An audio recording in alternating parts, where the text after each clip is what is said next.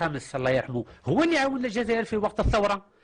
يافي دي يوزين دارممون في المغرب، كان يافي 5 يوزين دارممون. لو كان ماشي المغرب في وقت الثوره مع محمد الخامس الله يرحمه، الجزائر ما توليش تستقل.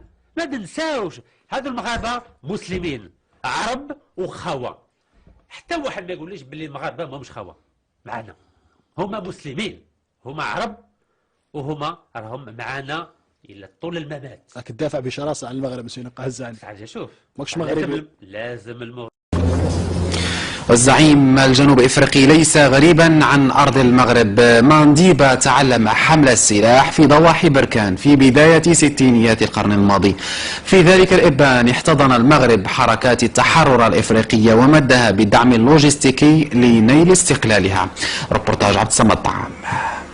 صور نادرة وذات رمزية قوية تؤرخ الاحتضان المغربي لنضال الأفارقة ضد الاستعمار.